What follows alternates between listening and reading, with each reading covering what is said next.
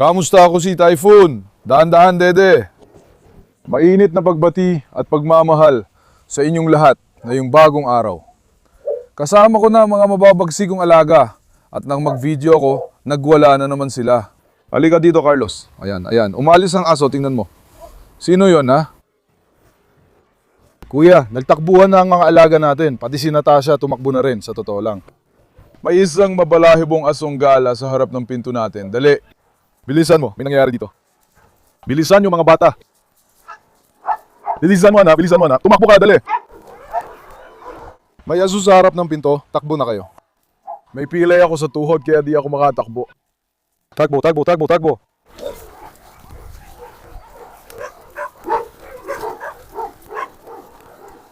Saan siya bumunda? Uy, lumipad siya palayo ah. Lumipad na tol, lumipad na. Palaging nandito ang aso, magkaibigan na sila ni Ala. Pinapabaliw niya sila, gets? Sobrang baliw na baliw sila. Si Dede, Natasha at iba pa, biglang naging agresibo. Yung aso, sumobra na talaga. Bahala na kayo. Tapos hindi rin siya natatakot sa mga aso natin. Walang pag-aalinlangan, walang takot, walang kahit anong problema kay R. Malamang sinusundan na naman niya si Ala. Sige, palayay na ba si Tyson, Papa? Pero sandali, wag pa. Ilalabas ko muna ang mga kambing. Nasaan si Faisal? Aha, nandito si Faisal. Uy, anak, anong ginagawa mo? Dumating ka na ba, Faisal? Wapo kong anak. May dumating na asong di kilala. Sandali, Yegi, humiga ka muna. Anak, sandali. Sige, ikulong na si Faisal sa bahay. Huwag nila habulin ng tao. Ngayon, mga kaibigan, dahan-dahan lang mga siraulo. Masama ang panahon at malakas ang ulan mula kagabi. Malakas ang enerhiya ng mga aso dahil hindi mainit ang panahon. 2 ang nakuha kong bagong aso. 3, 4 na araw ko na silang inilagay sa may paanakan. Sa kwarentenas. Hindi ko sila pinaintulutan makihalubilo sa ibang mga aso, mga 15 araw ko pa silang imomonitor. Pagkatapos noon, palagi ko na silang palalabasin.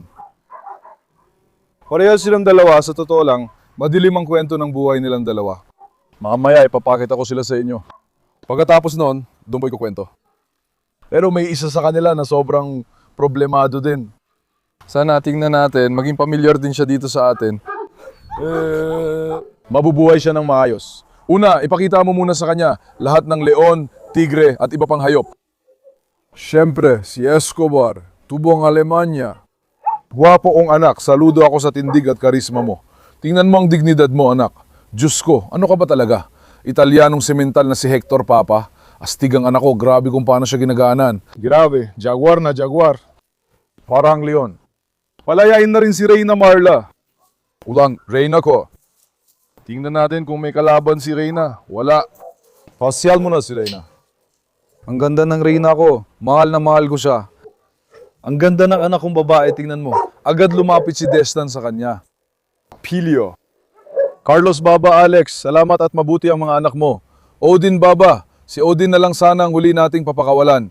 Pero pinalaya ko na siya, hindi ko na na-video. Gagawa ko ng hiwalay na video para sa inyo. Nagkaroon ako ng maliit na injury nitong 2 araw. Nagpapahinga lang ako sa bahay. Nagkaroon ako ng maliit na aksidente sa motor. Pero mas okay na ako ngayon. Naisip ko habang maayos na ako, mabideo na agad ako para sa inyo. Ipapakita ko rin ang mga anak. Ngayon, isara muna natin si Tatay Destan. Papalain muna natin ang mga kambing. Bonchuk! Ipakita mo nga ang mga bonchuk ko. Bonchuk. Saan ka pupunta, anak? Lalabas kayo. Gusto mo bang mamasyal, aking matapang na anak? Teka, palalain na sila ni tatay na yon. Ang gwapo kong anak na lalaki. Destan, halika. Gwapo kong anak. Destan. Si Destan ngayon ay umalis na. Destan, Papa, nasaan ka na ba? Nasaan ka na ba? Oh, tunay na matapang na bata. Kaaway ng kambing, Destan. Sandali lang, sumasakit ang tuhod ng tatay mo. Huwag mong pagurin si tatay, halika nga rito. Naku. Itong si Destan ko. Isara muna natin bago pa makawala ang mga kambing. Kumusta naman ang pag-unlad ni Destan, sa totoo lang? Hinihintay ko ang komento nyo. Alam nyo pala, sinabi kong ipapakita ko ang pinakamaraming nagkomento. Nasa screen na yan ang 3 tao. Salamat sa mga nagkomento at sumuporta. Mabuhay kayo. Sa next video, ipapakita ko ulit ang may pinakamaraming comments. Mag-iwan lang ng komento sa baba, kahit letra, numero o emoji. Sige Destan, ikaw na. Sandali lang. Isara muna natin si Destan. Tingnan mo tong kalaban ng kambing. Sobrang talino ng batang to. Palaging bukas na yan. Hindi ko na isasara kasi nandito pa si Destan. Alam niyo ba, lagi siyang nasa tabi ni Destan. Hindi siya pumupunta kung saan-saan. Kailangan laging kasama niya si Destan. Laging si Destan ang kasama niyang maglakad-lakad. Oh, ang ganda ng anak ko. Oh, ang kulit-kulit ng anak kong babae. Halika nga dito. Pumunta tayo sa mga kambing. Sandali lang anak, sandali lang. Sandali lang anak, sandali lang. Bonjuk baba. Bonjuk baba. Teka lang anak, huwag kang sumama. O sige, sumama ka na rin. Hindi mo siya kinakausap. Hindi po, Dede. Dede, huwag ka nang sumama. Uy, Bonjo, kamusta ka na ha? Ang tapang-tapang mo. Nagkakaanak na ang kalapati natin, pero may problema tayo pagdating sa mga kalapati, mga kaibigan. Kaya hindi kami masyadong masaya. Kung tatanungin mo kung anong nangyari, kuya, parang may hayop na pumapasok, siguro isang musang. Kinukuha niya yung mga inakay, paulit-ulit. Nabaliw na ako eh. Nababaliw na talaga ako mga kaibigan. Hindi lang daga ang problema. Kinukuha niya pati itlog ng gansa, pato, manok at mga inakay ng kalapati. Hindi ko na talaga alam kung anong gagawin natin dito. Pati mga kalapate, grabe talaga. Karamihan sa kanila nawala na. Inatake ng lawin, may nangyari, kung ano-ano na lang. Hindi na rin makapagpalabas ng mga inakay ang mga hayop. Lalong nabawasan ang bilang ng mga kalapati ko.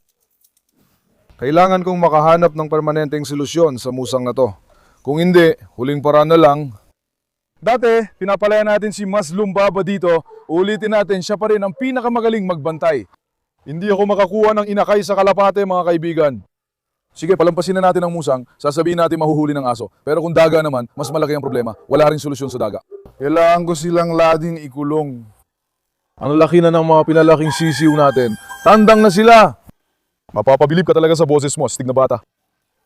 Ang laki na talaga ng mga pinalaking sisiw natin. Hindi na sapat ang pagkain para sa kanila. Sana lumaki pa sila ng kaunti. Mag-uumpisa na silang mangitlog para sa atin. Dahil nang ingitlog na yung isa natin pinalaking manok, mga kaibigan. Ito ang tahimik kong sulok sa bakuran. Bonjok, alika dito. Ilalabas ko na kayo. Hindi ko rin alam kung anong solusyon ang gagawin ko sa mga daga. Kung maglalagay ako ng lason, baka kainin ng mga manok ang lason. Tapos na ang mga gawain sa semento at abaupe. Kailangan mong lagi isara ang kulungan ng manok, kuya. Pero hindi rin pwede. Hindi ko alam kung anong solusyon ang gagawin. Halika, Bonjuk. Halika, Bonjuk. Halika. Maglakad-lakad ka muna. Halika. Halika, gwapo kong anak. Aba, parang modelo ang lakad mo. Masyaallah sa anak ko. Wag Natasha, wag Dede. Hintayin lang natin ang mga kambing natin. Teka, dumarating na rin yung isa pa. Tumang ka na, kanda. Natasha, hayaan mo ang mga hayop. Huwag mong hawakan ang mga kambing. Ngayon, maya-maya, dadalhin ko dyan sa may mga manok ang isa sa mga bagong aso. Kaya pinakawalan ko ang mga kambing dahil doon. Para makakain din sila ng damo. Umaga pa lang, hayaan mo silang maglakad-lakad hanggang gabi, kuya. Hindi, Dede, huwag kang magpasaway. Magpakabait lang. Tingnan mo, noong isang araw, parang payat sila. Nakalapat ang balahibo nila. Pero ngayon, malamig na naman ang panahon. Kaya pinapalobo nila ang katawan nila. Nakikita nyo ba ang mga hayop? Ngayon, grabe, nung pinapalobo nila ang balahibo nila, parang bumalik na sila sa dati nilang anyo. Anak, magpakabait ka. Huwag ka magpasaway. Tumayo ka ng maayos. Naglalaro lang si Dede, hindi umatake, kundi puro kalokohan at kapilyuhan lang. Ang pilyong bata ng Harden, si Dede. Carlos Baba, pakawalan din ba kita? Ang guwapo kong anak. Kunin muna natin ang kawit na yan, kuya.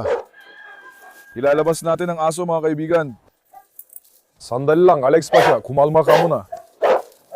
Sa malamig na panahon, sobrang sigla ng mga hayop. Kapag mainit ang panahon, tahimik lang sila.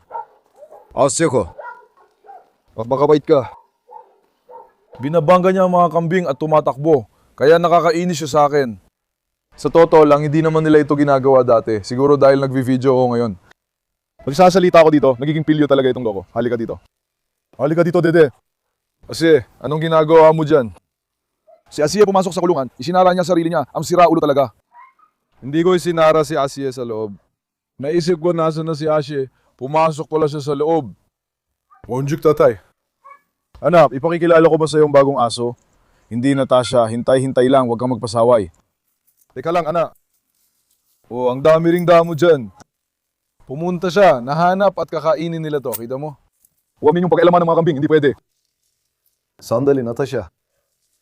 Sandali lang. Teka, kailangan natin lumayo ng kaunti sa mga kambing. Sana pabayaan na lang sila ng mga walang hiya. Halika nga dito, halika. Halika, dede, halika. Mga sanggol! Anong ginagawa ng mga mahal ko? At itong mga ito naman, ang laki na nila ngayon. Sa totoo lang, talagang lumaki na sila. Wala rin talagang seryosong gustong umampun sa kanila. Hindi ko sila ibinigay dahil hindi ako nantitiwala. Naghahanap ako ng mabubuting pamilyang mag-aalaga.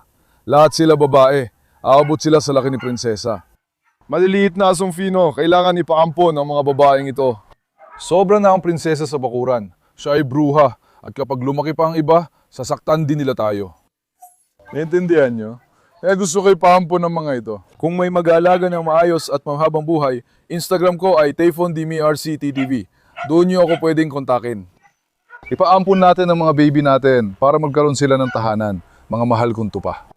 Oo, mga mahal ko. Kung hindi rin natin sila maipampon, inaalagaan pa rin natin sila, wala naman tayong magagawa. Higit pa kay prinsesa, nakakasama na. Sumisigaw si prinsesa na parang bra. Oo, natrap si Asye sa loob. Ulan Asye, natrap ka ba sa loob, ganda? Shh, lumabas ka nga, Asye. Shh. Sige, lumabas ka. Nandun ba ang anak ko naiwan sa loob? Ang cute niya. Kuya, ilalabas ko na ang una nating bagong anak. Ayos ba? Pakiusap, huwag niyo akong bigyan bago ko siya ilabas. Gawan niyo naman ako ng pabor. Pakiusap para masuportahan ako. I-like niyo ang video na ito, mag-subscribe kayo at mag-iwan ng komento. Matutuwa talaga ako. Huwag kayong tama rin, gawan niyo naman ako ng pabor, kuya. Oh, ipakilala ko sa inyo ang bago nating babaeng aso, mga kaibigan. Tingnan nyo, dumaan sa hindi magandang karanasan ng babaeng ito. Alam nyo ba ang nangyari? Una, may kapitbahay tayo rito at napunta ang aso sa kanila. Tinanong niya kung akin ang aso, sabi ko hindi. Dahil hindi nila makita ang may-ari, dinala nila ang aso sa ampunan. Nang malaman kong dinala nila sa ampunan, nakonsensya ako. Sabi ko, pilay ang hayop. Sabi ko, sa ampunan baka mapabayaan lang nila yung hayop na yon. Hindi siya magiging komportable doon. Hindi talaga ako nakatulog, ilang araw ko siyang iniisip. Hindi, Marla. Sandali lang anak, sandali lang, hindi Marla. Pagkatapos noon, sinabi ko, kunin na lang natin siya sa ampunan at tayo na ang mag-ampun sa kanya. Pumunta ako sa ampunan, tuwang-tuwa siya nang makita ko. Hindi ko maipaliwanag, sigaw siya ng sigaw. Lumapit ako, tumalon siya at gusto niyang kunin ko siya. Pagkatapos, kinuha ko siya at inampun ko. Nakakas ng kanyang binti. Anong nangyari?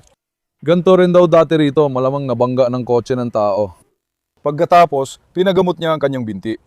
Iniwan niya ron o ibinalik niya sa palaki ko. Hindi pa namin ginalaw ang kas, monitor pa namin. Ngayon o bukas, aalisin na namin ang kas. Hindi namin alam eksakto kung ilang araw nang lumipas. Nakausap ko na ang veterinaryo. Sinabi niya na obserbahan muna siya ng ilang araw. Pagkatapos daw magpa-x-ray tayo sa kanya. Tingnan natin ang pinakahuling kalagayan ng kanyang binti. Sabi niya, ayun doon, tatanggalin natin ang kanyang cast. Kaya hindi ko muna ginalaw. Malamang bukas na ako pupunta. Anong nangyari, Rocky? Ha? Kapag gumaling na ito, doon pa lang siya magkakapareha. Magkakasundo sila ni Rocky dahil kamukha niya ito. Talagang hindi ko na napigilan, kinuha ko na ito mga kaibigan. Hindi ko kinaya ng konsensya ko. Naawa ako sa kanya. Sabi ko papuntahin natin siya, yakapin at maging tahanan niya tayo. Pagkatapos noon, sana gumaling ang kanyang binti. Gagaling siya at magiging maayos ang pakiramdam niya. Simula ngayon, makakasama na natin siya. Siyempre, gaya ng sinabi ko, kinuwarantina ko siya ng 15 araw. Hindi ko siya sinasama sa ibang aso. Teka lang, Rocky, teka lang. Pasaway ka, Rocky. May sakit ba o wala? Nagsimula na kami sa gamutan at supplements kahit walang sintomas. Binibigyan namin siya ng vitamins para lumakas resistensya niya. Kung may sakit man, huwag na sanang lumala. At kung ano-ano pa, sandali lang. Hindi, pakinggan niyo ako mga bata, hindi. Anak, handa ka na ba? Ngayon ko pa lang siya unang ilalabas sa bakuran, ha? Diretso ko siyang nilagay doon sa kwarto kasi. Ngayon, hayaan muna natin siyang mag-ikot-ikot. Panoorin natin siya. Iha. Masya Allah, ang ganda mo. Unang labas niya kaya naninibago pa siya sa lugar, kuya. Poodle ang lahi nito, kaya kamukha siya ng poodle nating si Rocky. Tulad niya, ginupitan din ang balahibo niya. Payat siya, kaya nang hinang hayop dahil sa binti niya. Naintindihan niyo ba? Dito, sana makabawi at makarecover siya. Palalakasin ko ulit siya at gagaling din ang binti niya, matatanggal ang cast. Sana pagkatapos nito, magiging masaya siya rito mga kaibigan. Kung hindi natin siya kinuha, masasayang lang siya doon. Kaya ano pa nga bang magagawa natin? Sa totoo lang, hindi kinaya ng konsensya ko at nalungkot ako. Pumunta pa ako doon. May isa pang aso doon. Babeng Rottweiler, din siya. Iniwan siya sa ampunan. Tingnan mo siya, napakatalino, maayos at maganda. Wala siyang agresibo o mapanakit na ugali. Napakagandang anak. Parang nung kabataan ni Marla ko, parehong pareho. Ang dating itsura ni Marla. Tumingin din sa diretso sa mga mata ko. Hindi ko na kinaya, sabi ko, kunin ko na rin siya. Nasa paanakan siya ngayon, babae magandang Rottweiler. Payat at medyo napabayaan, pero kamukang-kamuka ng batang si Marla. Napakabait, napakagandang alaga, napakatalino. Wala siyang kahit anong pagiging agresibo, pero pagdating niya dito, ganun din ang ginagawa niya. Umalulong, umiyak. Malamang, sobrang mahal niya ang dati niyang amo. Nang iwan siya ng mga yon, nagkaroon ng matinding trauma ang hayop. Nalulungkot siya dahil sa naranasan niyang trauma. Kaya ngayon, minamahal namin siya at inaalagaan para hindi siya makaramdam ng pagiging dayuhan at agad siyang masanay dito para makapag-adapt siya sa lugar na ito. Sandali lang anak, halika rito. Anak, halika, tingnan mo. Nakikita mo ba kung paano siya lumalapit? Kailangan nating tanggalin ang jeeps niya. Anak, halika rito. Sandali lang, halika. Sige, tingnan ko muna ang kalagayan ng jeeps mo. Tingnan natin ito. Bismillah. Bismillah. Dede, halika rito. Nelis dedi, nahlas arokis te boncuk. Anak. Hindi tulad ng plaster ng tao. Kasi may di natatakpan. Pero ito, buong binti ang binalot at matigas. Malaki ang posibilidad na nabangga ito ng kotse o kung ano mang sasakyan, kuya. Hindi rin natin alam kung ano talaga ang nangyari. Paano siya mabubuhay sa shelter na ganito? Ang kalagayan niya. Ano bang asahan mo sa shelter? Ganun talaga. Kinuha ko siya at dadaling ko na ngayon para may palis na yon. Hindi ko na siya iiwan hanggang bukas. Pagkatapos ng video mamaya, pupunta ako para kunin pagkain ng mga aso. Sa oras na yon, dadaling ko na rin itong si ate sa veterinaryo para matanggal ng cast niya. Interesado talaga akong makita kung ano nang itsura niya pagkatapos ng cast. Kung gusto niyong mapanood ang video, mag-comment o bigyan ng 5,000 likes ang video na to. Gusto ko rin makita kung paano siya maglalakad pagkatapos matanggal ang cast niya. Kung gusto niyo gagawan ko siya ng video, mag-comment lang sa baba. Ngayon, tara na, hayaan muna natin dito siya. Ngayon, sinusubukan niyang kilalanin ang lugar. Lalabas muna tayo, okay? Rocky, mukhang interesado ka sa kanya at gusto mo siyang makalaro dahil naramdaman mong malapit siya sa'yo.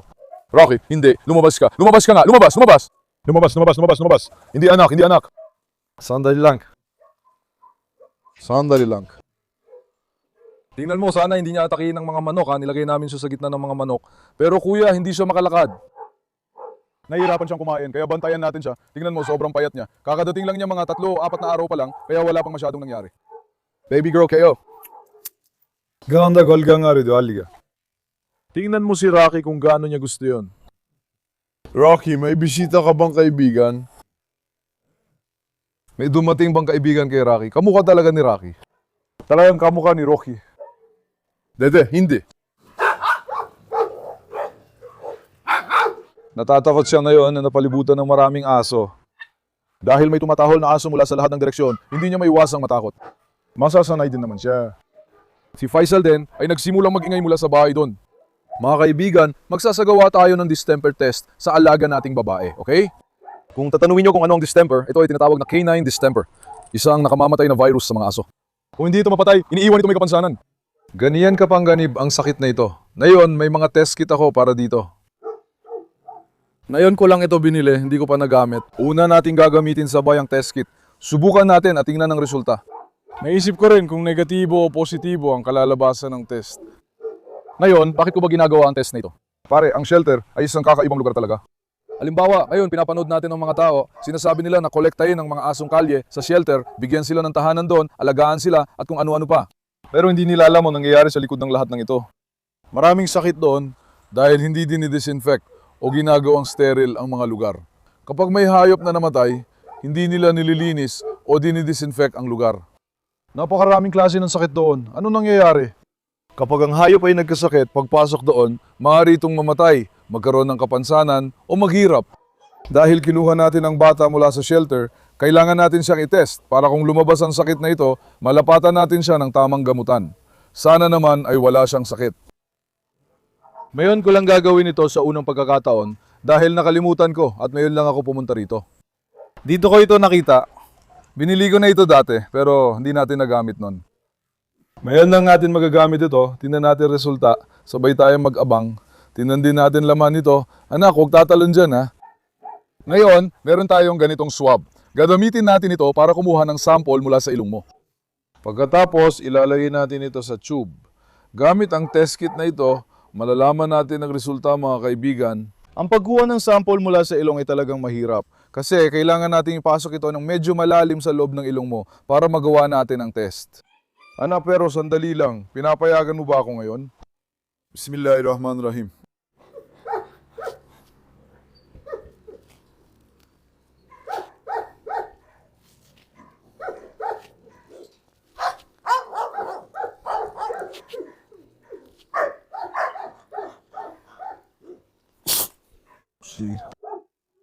Ngayon, anak, bumaba ka na. Ngayon, babasahin ko rin ito kasama ninyo. At ayon, doon ko gagawin mga kaibigan. Kasi hindi ko pa ito nagamit dati. Bubuksan natin ang takip ng tubo. Ano ang sinasabi dito?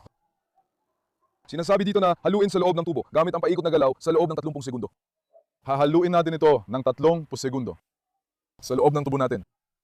Kinukuha natin ang likidong ito mula sa ilong o sa mata. Pero mas pinili kong kunin mula sa ilong. Sana negatibo ang resulta, kuya. Sana negatibo ang resulta. Kasi kung positibo, delikado talaga ang sakit na ito. Halimbawa sa mga batang hayop, tinatawag natin itong madugong pagtatae. Nagkakaroon sila ng madugong pagtatae.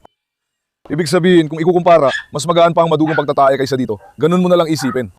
Anong nangyayari dyan? Anak, maghinay-hinay kayo. Sobra kayong naging makulit na yon, ha?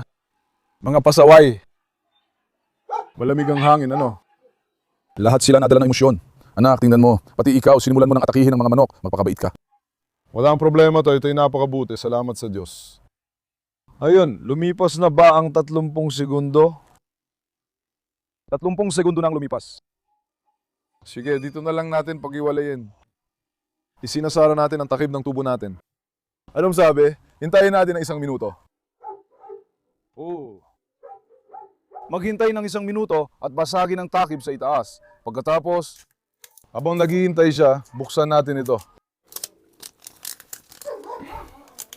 May iba pa bang laman sa loob? Ano to? Yung oxygen na bagay. Ngayon, pagkatapos mong basagin yung takip sa ibabaw, sabi dito, patakal mo ng 3 patak dito sa may S na parte. Tapos pagkatapos nun, kapag parehong side ang umilaw, positibo daw. Kapag isang side lang, yung C lang ang umilaw, negatibo daw. Pagkatapos magpatak ng 3 sample, kailangan maghintay ng 15 minuto. Hintayin muna natin ito ng 1 minuto, kuya. Magpapatak tayo doon pero hindi ko maintindihan kung paano magkakaroon ng tubig dito sa loob nito. Siguro may paraan pero hindi ko alam kasi hindi kami kumuha ng likedo sa ilong niya. Hindi rin ako masyadong nag-aalala dito o sa distemper dahil wala namang sintomas. Ang sintomas ng distemper ay pagluluha ng mata, panghihina, kawalan ng gana at pagtatae. Nagkakaroon ng panginginig, pangingisay pero dito wala namang kahit ano. Sarat lang, may pagluluha ng mata. Siguro dahil palagi siyang umiiyak kaya ganon o baka na-infeksyon din ang mata niya. Hindi natin dapat isisilat sa distemper. Pero dahil galing siya sa ampunan, mas mabuting siguruhin natin mga kaibigan. Siguraduhin natin lahat, di ba Marla ko? Marla, nagustuhan mo ba ang bagong babaeng aso, Marla? Sa kanyang isip ni Marla, parang hindi naman niya talaga gusto yon, sa totoo lang. Marla, akala mo ba puso siya? Shh! Dahan-dahan lang pare. Kalmado lang kayo! Huwag niyo akong pasigawin. Prilyo ka, Carlos. Anak, sobra mong hawak ang mga manok. Halika rito. Halika rito, ikaw. Halika. Halika. Wala ka namang sakit, wala ka namang problema. Wala ka namang sakit. Pareho ka lang ni Rocky, pareho. Pareho kay Rocky. Pass away ka. Tatanggalin natin ang jeep sa binti mo para makalaro ka na kay Rocky. Maayos na ang binti niya. Sana hindi siya nagkaroon ng permanenteng sakit. Sandali lang. May tubig ba to? Wala. Walang tubig na laman. Isang minuto na ba? Ngayon, isara mo ng maigpit ang takip ng tubo, maghintay ng 1 minuto, tapos basagin mo ang takip mula sa itaas, sabi dito. Nabasag na namin, kuya. Nabasar na namin, kuya. Sa S, magpatak ka ng 3 patak. Oo, tumutulo na ang patak. Isa. Dalawa. Na ako natapon ko sa labas, pare. 3. Sige, magpatulo pa tayo ng isa pa, ah. Ngayon, nagpatak tayo ng 3 patak. May gagawin pa ba? Wala na. Dito na lang natin ilagay. Ano ito? Napataran natin sa S. Maghintay tayo ng 15 minuto para sa resulta, kuya. Ano kaya ang lalabas? Ako rin, interesado akong malaman. May 2 pa tayong ganito sa atin. Pagkatapos ito, gagawin din natin yung kay rat natin. Sa totoo lang, kailangan natin palagi nito. Alam mo kung bakit? Kapag kumuha tayo ng aso mula sa labas, kahit papaano malalaman natin kung ano talagang meron, mahalaga to. Talagang maganda to. Wala na tayong ibang gagawin, di ba? Patakan ng 3 lahat, tapos hintayin ng 15 minuto. Kuya, maghintay tayo ng 15 minuto. Hintayin natin ang resulta, tapos magpatuloy tayo. Salamat sa Diyos. Magandang balita. 20 minuto na akong naghintay, negatibo ang resulta. Ibig sabihin, walang distemper ang anak natin, salamat sa Diyos. Ayos ang lagay ng anak natin, pero gagawin ko rin kay Rot na yon. Hawak na natin, gawin na natin kay Rot para mapanatag ako. Ilalabas ba siya? Pero dapat gawin natin ito nang di siya inilalabas. Dapat ko ba siyang buhatin at dalhin dito? Bubuhatin ko na lang siya, dadalhin dito. Ayos naman ang kalagayan ng anak nating babae. Walang distemper, kaya hindi na mahalaga ang iba. Oo kuya, distemper talaga ang pinakamasamang sakit. May leishmania rin, pero hindi ganun kalala. Napakadelikadong sakit ang distemper. Tara kuya, kukunin natin si Rot. Sana walang maging problema kay Rot. Sandali, shh, lumabas ka nga. Lumabas ka. Hindi. Sandali lang anak. Sandali lang anak. Sandali lang. Hintayin mo. Kailangan kong buhatin si Rot. Kailangan kong buhatin si Rot. Dahil di nala ni kuya, gawin na rin natin kay Rot para sigurado akong papayagan ko siyang lumaya o hindi. Huwag tayong sumugal. Tingnan mo, maayos ang lagay ng babaeng aso na ito. Negatibo. Kailangan natin ng mga test na ito. Kasi palagi tayong nagdadala ng mga hayop mula sa labas papunta sa bukirin. Kuya, hindi ko kayang tiisin ng mga hayop sa kalsada at shelter, lalo na yung kawawa. Kapag nakita ko sila, hindi ako makatulog at 2 araw ko itong iniisip. Kaya kinuha ko ulit. Wala na rin akong magawa. Hindi siya mabubuhay dun sa ganong kalagayan. Kaya talagang kailangan natin ng mga test kit na yan, kuya. Kung negatibo naman, walang problema. Halika na, tignan natin. Yayakapin ko muna si Rot. Ngayon, niyakap ko na ang anak natin babae, pero hindi siya mapakali, kuya. Hindi ko alam paano siya tingnan mula dyan, pero ang likot niya nung kinarga ko, medyo nahihiya siya. Hindi pa rin siya lubos na sanay sa akin eh. Pero masasanay din siya. Mga anak kong babae, napunta na naman kayo sa pinakamabuting tao na pwede ninyong mapuntahan. Pahalagaan nyo to ha, walang ibang mag-aalaga sa inyo ng mas mabuti kaysa sa akin. Sandal lang anak. Sana naman, hindi siya umatake sa mga manok. Dito tayo pupunta pero. Tseka, huwag mong ibagsak ang sarili mo. Tumayo ka ng tuwid, nakalaylay ka na masyado. Sandal lang. Hindi.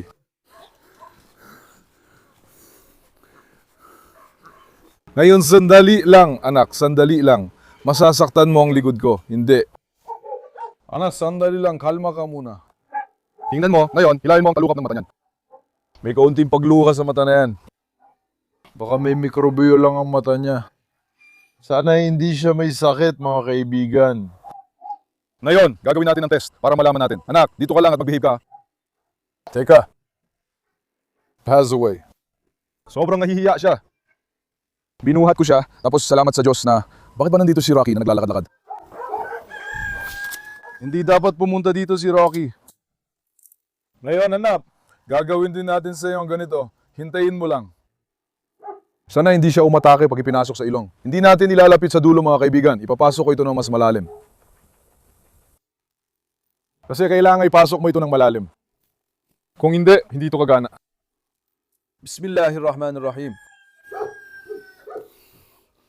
Sandali lang anak, sandali lang. Alam kong hindi ka komportable, pero sandali lang. Sandali lang, yeah. Ngayon, ilagay natin to sa tubo nito. 30 segundo. Mahirap gawin ang ganito mag-isa ngayon. Kailangan may humawak sa aso. May paraan pa rin naman. Sandali lang anak, teka lang. Sandali lang anak, sandali lang. Alam kong nasiwa ka pero huwag kang tumalon.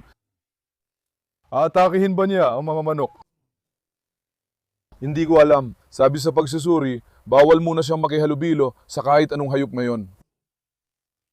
Kaya ako ginagawa yan. Sandali. Sandali lang. Nabasag mo na rin ang itlog. Teka lang anak, teka lang. Oh, kainin mo na rin yung itlog na yun. Pilio. Hintayin mo. Hintayin mo. Anak, sandali lang anak, sandali lang anak, sandali lang.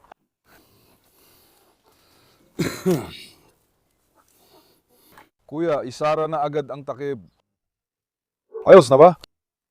Sandali lang, naghihintay ulit tayo. Yung babae, nililibing niya yung mga itlog dun sa oras na yun. Anak, ilibing mo na yung mga itlog, walang problema. Basta magpakabait ka lang. Yung mga gansa na yon walang laman ng mga itlog. Lumipas na rin ang panahon nila. Sayang lang ang pag-itlog ng mga gansa. Wala kasing lalaking gansa. Hindi na pepertilisa ang itlog na yon. Sayang ang mga itlog, anak. Sana hindi mo tinapakan, wala pala laman. Sige, hintayin natin yan sandali. Akala ko matalino siya, pero nung ako lang sa kulungan, nagkunwari lang pala siya. Lumilitaw na ang totoo, may garapataka rin pala. Tama, isa ito. Binigyan ko naman siya ng next guard. Nagbigay ako ng gamot para sa panlabas na parasite. Hindi pa siya nalalagas, dapat nalagas na. Bakit kaya ito natagalan ng ganito? Karaniwan, bibigyan pa natin siya ng isa pang gamot. Anak, kakain ka na naman ng itlog. Bitawan mo ang itlog. Kinakain niya pati ang balat, akala na makakakita ay gutom na gutom siya. Teka. Ang ganda, parang si Marla nung bata pa siya. Tingnan mo, nakatingin din si Marla mula ron. Kamukha talaga niya nung bata pa siya mga kaibigan. Anak, yung mata mo hindi ko talaga gusto. Sana walang problema sa mata mo, kuya. Salamat sa Diyos, negatibo rin sa distemper ang batang ito. Natakot ako na baka may distemper siya. Pero salamat sa Diyos, wala pala, kuya. Yung isang mata lang niyang may infection at may luha, hindi pareho. Malaki ang posibilidad na doon siya nagka-impeksyon sa mata o kaya leishmania, isa sa dalawa. Malaki ang posibilidad na nagka-impeksyon ang mata niya. Ngayon, bibigyan natin siya ng pampalakas ng resistensya, ayos ba? Lalagyan natin ng patak ang mata niya, tapos itong cream, ilalagay natin sa bibig niya ng ganito. Para lumakas ang resistensya niya. Ayos ba? Vitamina. Ginawa na natin to, kuya. Negatibo ang test. Tinaligo siya dito para di makatakas o makalundag. Halika dito, anak. Lagyan natin ng patak ang isang mata niya. Tingnan natin. Sa loob ng isang linggo, gamutin natin ang impeksyon niya roon. Malamang dun siya nahawa. Wala namang distemper. Yun ang kinakatakutan ko, pero dahil wala naman, gumaan ang loob ko. Anak, sakay na, Diyos ko. Napakabuti naman ako. Salamat sa Diyos. Pero ngayon, bumaba ka na naman. Kahit walang mangyayari, makikipag-away ka pa rin. Halika nga rito, kuya. Ang ganda talaga nito. Grabe. May anak tayong babae, di ba? Parang bala. Hindi, si Marla ay susugod sa kanya. Marla, bumalik ang iyong kabataan. Tingnan mo, kuya. Teka. Si Marla ay diretsong gumatake. Iniintay ko ang mga suwesto ninyong pangalan para sa batang ito. At para sa isa pa namin batang may sakat na paa. Magbigay ng pangalan sa komento. Ano sa palagay ninyo ang dapat itawag sa kanila?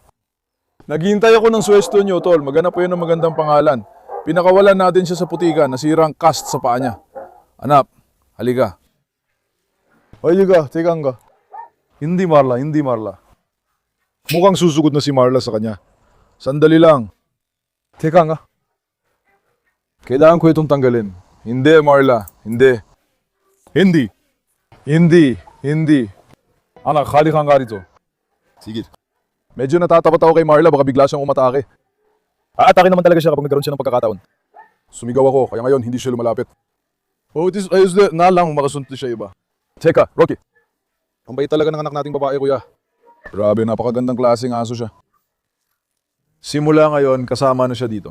Sana maging maganda at tumagal ang tahanan na maibibigay ko sa kanila. Ang lakas din nito, maskulado pa, grabe. Interesado akong makita siya nakatabi ni Odin. Dumarating na ang reyna mula sa likod, dahan-dahan. Ibalik na natin ang anak natin sa pwesto niya, tol. Hindi ko sana siya palalabasin pero negative ang distemper test kaya pinalabas ko siya. Teka, Halika! sige mga pilyo. Hindi, halik ka anak. Gusto ko man o hindi, hindi ko pa siya lubos na kilala ngayon. Dahil hindi ko alam kung aatakehin niya ang ibang aso, sobrang maingat ako kapag milalakad ko siya, kuya. Ngayon, gusto siya makilala ng lahat. Salamat sa Diyos, hindi rin siya pinansin ng ibang mga aso. Ito rin ba ay nagaangat ng paa at umihi? Sandali nga tingnan ko. O baka ito na ang tagapagpaikot ng ulo ng mga lalaki balang araw? Halika anak. Teka, tingnan natin kung gagayahin niya si Marla. O, ginagay niya si Marla, dahan-dahan. Teka, parang naihi na siya. Katulad ni Marla, seryoso ako. Katulad ni Marla, mga kaibigan. Ang ganda-ganda niyang babae. Sana bigyan ng Diyos ng malusog na buhay ang mga anak natin sa bago nilang tirahan. Hindi sila mag-aaway at mag-iingay. Magiging mabait at mabuting kaibigan sa iba. At sana walang problema. Halimbawa, isasama ko siya sa grupo ng mga yamyam kung magiging mabait siya. Halika dito para makita ka ng camera. Ang ganda niya talaga, pre. Talagang ang ganda. Matapang din siyang aso. Malakas din siyang aso. Nago, wag Marla, wag Marla, wag Marla. Nako, lumapit na si Marla, muntik na siyang sumugod. Wag Marla, wag. Huwag. Agad ipinakita ni Marla ang autoridad niya. Kaya natakot ako. Si Marla, malaban talaga. Simula pa lang, inaayos na niya para hindi sila ma-spoil. Wag Marla, dahan-dahan siyang lumalapit. Kita mo ba? Siya ang reyna dito. Wag Marla. Tumayo ang balahibo niya. Pre, kunin ko na lang siya, baka magkagulo. Nandyan na si Marla. Baka sugurin pa niya to. Reyna na rin siya.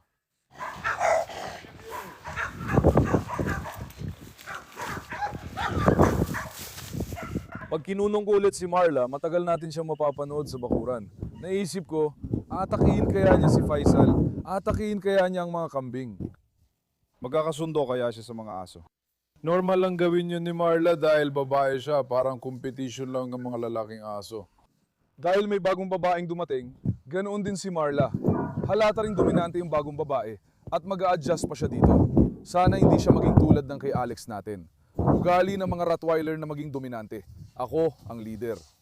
Ako ang pinakamalakas. Ako ang hari at reyna dito. Ganun talaga ugali ng Rottweiler. Nakikita ni Marla ang pagiging dominant niya, kaya agad siya tinataboy. Ano bang gagawin ni Marla rito kung mag-isa lang siya? Nakikipag-away siya doon. Kung kaya niya, tatalunin niya siya. Ayan mo, pero dahil magkakasama sila, hindi mangyayari yon. Pag sumugod siya, susugod din lahat. Yung otoridad o kung ano pa man, kwento-kwento lang yon. Kaya habang kasama pa natin yung iba, hindi natin kayang isugal yon. O, tingnan mo, ang ganda ng pagkapastol ng mga kambing. Kunan mo nga. Nagdadala talaga ng kapayapaan sa akin ng mga to. Sila ang pinagmumulan ng kapayapaan ko. Kapayapaan. Dede, halika rito. Dede, Natasha, Karam, nagsimula na naman. Rocky, sinuwag ka ba ni Bonchok? Tinakot ka ba niya?